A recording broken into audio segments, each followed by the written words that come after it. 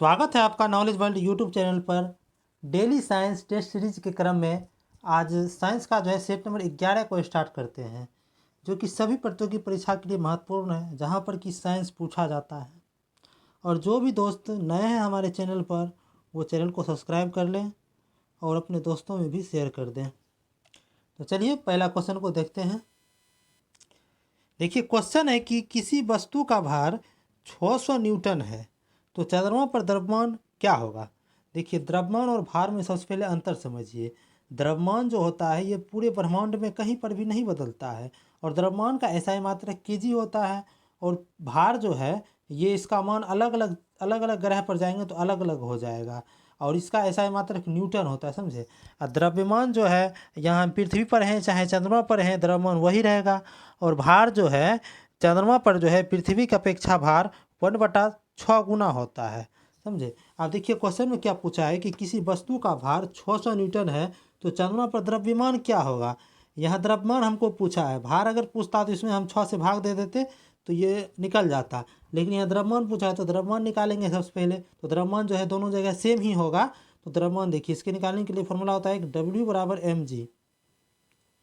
W बराबर mg, W यहाँ पर भार है, m यहाँ द्रव्यमान है, और g जो है गुरुत्वीय त्वरण है। यहाँ पृथ्वी पर है 600 न्यूटन, द्रव्यमान भार दिया हुआ, देखिए 600 न्यूटन यहाँ रखेंगे, और द्रव्यमान हमें निकालना है। पृथ्वी का गुरुत्वीय त्वरण 10 होता है, देखिए 0 से 0 कट जाएगा, तो m बराबर क्या आ गया, यानी 60 न्यूटन, 60 kg आ गया। सॉरी, द्रव्यमान क्या है kg में होता है, तो द्रव्यमान क्या आ गया 60 kg आ गया, ठीक। तो द्रव्यमान जो है कहीं पर भी पूरे ब्रह्मांड में नहीं बदलता है, जो पृथ्वी पर द्रव्यमान होगा वही होगा चंद्रमा पर भी द्रव्यमान। चलिए ऑप्शन को देखते हैं। देखिए जो कि किसी भी ऑप्शन में जो है 60 नहीं दिया हुआ है, तो इसका सही उत्तर ऑप्शन नंबर डी दे देंगे, नन ऑफ दीज। इसका आंसर हो जाएगा 60 kg हो जाएगा, द्रव्यमान है तो kg में होगा। चलिए अगला प्रश्न है कि किसी वस्तु का द्रव्यमान 60 kg है तो उस वस्तु का भार चंद्रमा पर क्या होगा।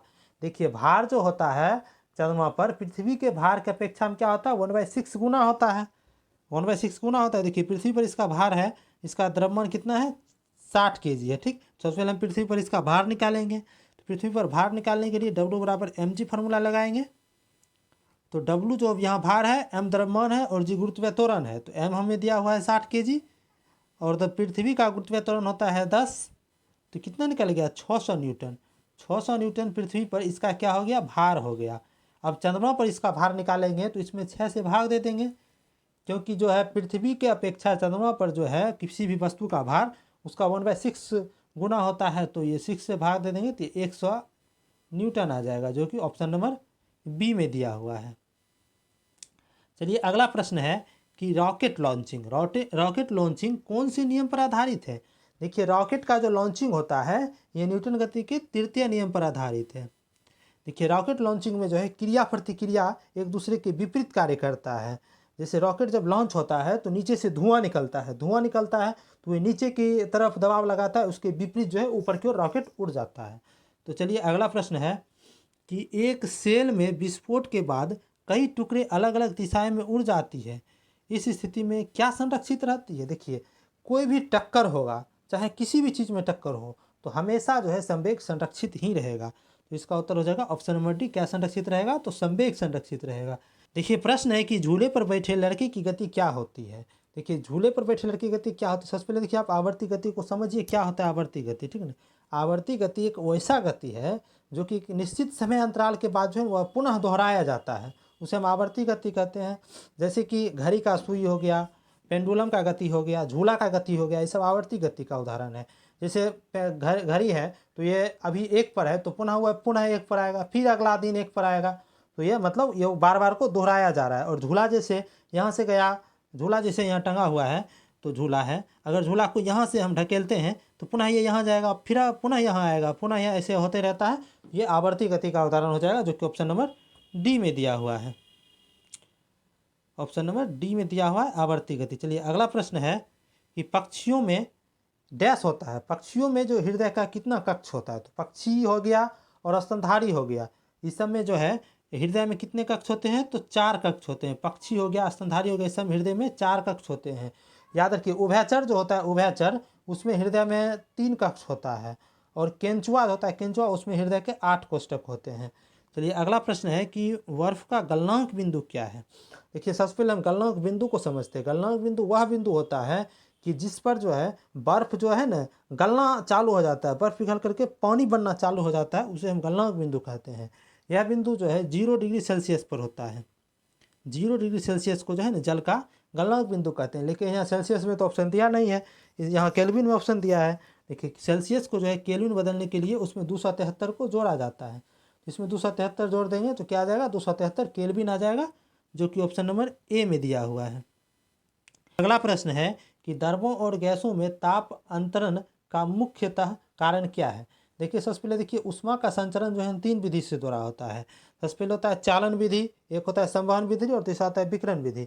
चालन विधि द्वारा जो है ठोस में ऊष्मा का संवहन होता है, संचरण होता है चालन विधि द्वारा, और संवहन विधि द्वारा जो है द्रव और गैस में ऊष्मा का संचरण होता है, और विकिरण विधि द्वारा जो है निर्वात में ऊष्मा का संचरण होता है। विकिरण विधि द्वारा ही जो है सूर्य से जो है ऊष्मा वायुमंडल तक आता है, मतलब पृथ्वी तक आता है, और भट्टी की ऊष्मा जो है विकिरण के कारण ही आता है।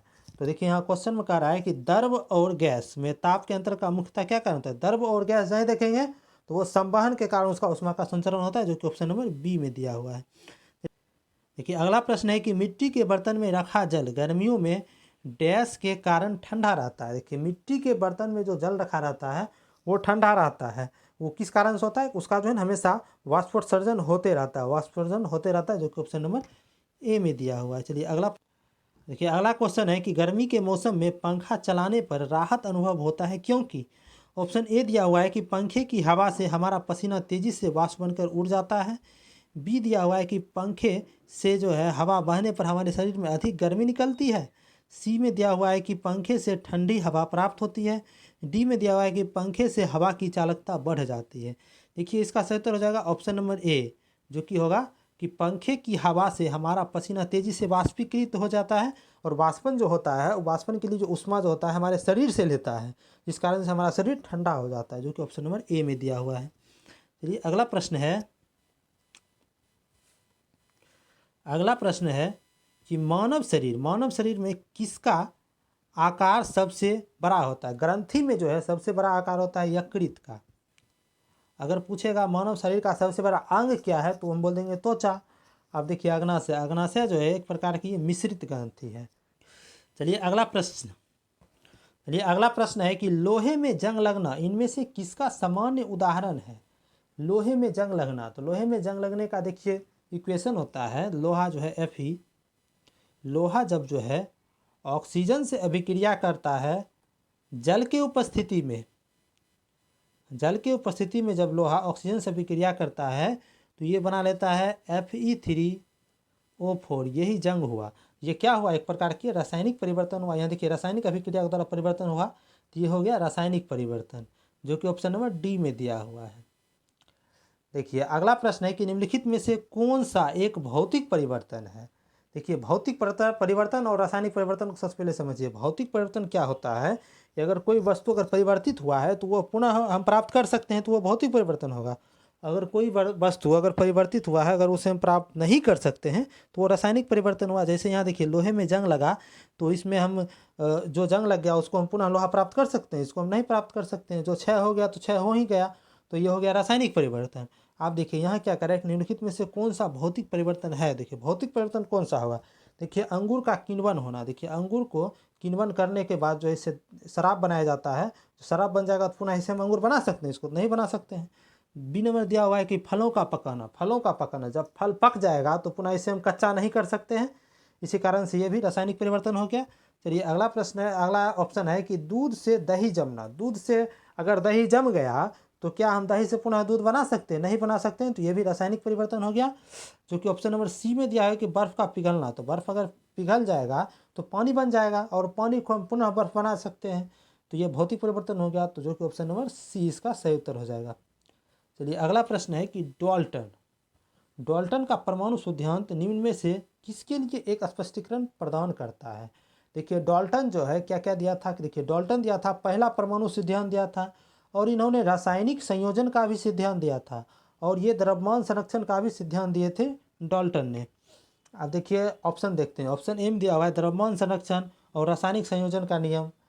बी में दिया हुआ है कि द्रव्यमान संरक्षण और निश्चित अनुपात। ये जो निश्चित अनुपात है ये दिया था जोसेफ प्राउस्ट ने। अब आइए सी नंबर ऑप्शन है कि रासायनिक संयोजन और निश्चित अनुपात, इसमें भी निश्चित अनुपात है, ये भी जोसेफ प्राउस्ट ने दिया था, तो ये भी नहीं होगा।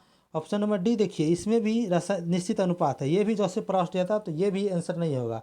तो यहाँ ऑप्शन नंबर ए हो जाएगा आंसर कि द्रव्यमान संरक्षण और रासायनिक संयोजन का नियम दिया था डाल्टन ने।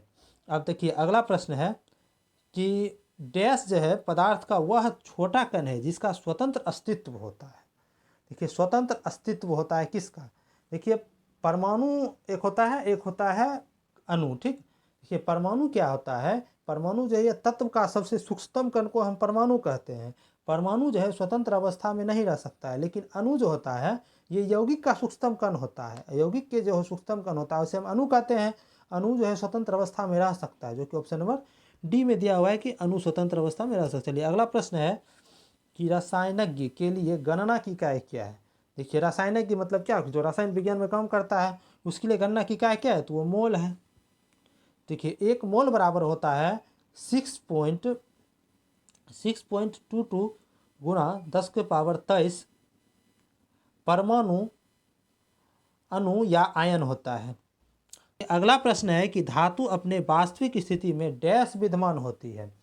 देखिए ऑप्शन को देखते हैं। ऑप्शन ए है कि अन्य धातु के साथ मिश्रण के रूप में, ऑप्शन बी है कि मुक्त स्थिति में, ऑप्शन सी है कि गैर धातु के साथ मिश्रण के रूप में, ऑप्शन डी है कंपाउंड के साथ मिश्रण के रूप में। देखिए कोई भी धातु जो है ये मुक्त स्थिति में पाया जाता है, जो कि ऑप्शन नंबर बी में दिया है। जैसे हम देखते हैं कि एल्युमिनियम हो गया, ये भी मुक्त स्थिति में पाया जाता है, लोहा भी मुक्त स्थिति में पाया जाता है, कॉपर भी मुक्त स्थिति में पाया, सब धातु का जो कि मुक्त स्थिति में पाया जाता है। ऑप्शन नंबर इसका बी हो जाएगा सही उत्तर। चलिए अगला प्रश्न है, जैसे ही एक तरल पदार्थ की मुक्त सतह से गहराई बढ़ती है तो तरल द्वारा डाला गया दबाव क्या होता है। देखिए दाब जो होता है P, प्रेशर यानी दाब P बराबर होता है फॉर्मूला रो जी एच। यहाँ रो क्या है कि रो है यहाँ घनत्व, और जी है यहाँ गुरुत्वीय त्वरण, और एच क्या है कि जितना गहराई तक जाएगा तो ये एच हो जाएगा। देखिए क्वेश्चन में क्या कर रहा है कि जैसे ही एक तरल पदार्थ की मुक्त सतह से गहराई बढ़ती है, ये गहराई जब बढ़ेगा तो दाब भी बढ़ेगा, तो क्या होगा, दाब बढ़ जाएगा, जो कि ऑप्शन नंबर सी में दिया हुआ है। चलिए अगला प्रश्न है कि निम्नलिखित में से कौन सा जंतु गर्म रक्त वाला होता है। गर्म रक्त वाला जंतु, देखिए इस ऑप्शन के अनुसार गर्म रक्त वाला जंतु कबूतर है। कबूतर बहुत ज़्यादा गर्मीला होता है। चलिए प्रश्न है कि डैश एक शुद्ध पदार्थ है। देखिए शुद्ध पदार्थ और अशुद्ध पदार्थ पहले समझते हैं। देखिए शुद्ध पदार्थ क्या होता है कि शुद्ध पदार्थ के अंतर्गत तत्व और यौगिक आएगा। ठीक, जो कि शुद्ध पदार्थ होगा, या इसमें हम कह सकते हैं कि जिसका सूत्र होगा, तत्व और यौगिक का फॉर्मूला होता है, तो जिसका सूत्र होगा वो शुद्ध पदार्थ होगा। और अशुद्ध पदार्थ मतलब जिसका सूत्र नहीं होता है उसे हम अशुद्ध पदार्थ कहते हैं। देखिए यहाँ ऑप्शन में क्या करा है कि चीनी का घोल यानी कि शरबत का तो कोई फार्मूला नहीं होता है, ये हो गया अशुद्ध पदार्थ। ऑप्शन सी है कि दूध का भी कोई सूत्र नहीं होता है। वायु का भी कोई सूत्र नहीं होता है। वायु जिस गैस से मिश्रित होता है, जैसे ऑक्सीजन हो गया, नाइट्रोजन हो गया, इस सब का सूत्र तो होता है, लेकिन पूरा मिश्रित वायु का सूत्र नहीं होता है। चलिए ऑप्शन बी है मीथेन का फार्मूला होता है CH4, तो इसका सही उत्तर हो जाएगा ऑप्शन नंबर बी मीथेन, ये एक शुद्ध पदार्थ है। चलिए ये आज का अंतिम प्रश्न था। जिनको भी जो है इन क्वेश्चन का PDF प्राप्त करना है तो हमारे टेलीग्राम चैनल से जुड़ जाए। टेलीग्राम चैनल का लिंक जो है इस वीडियो के डिस्क्रिप्शन में तथा कमेंट बॉक्स में पिन कर दिया गया है। और तो चलिए अंत तक बने रहने के लिए धन्यवाद। मिलते हैं अगले वीडियो में।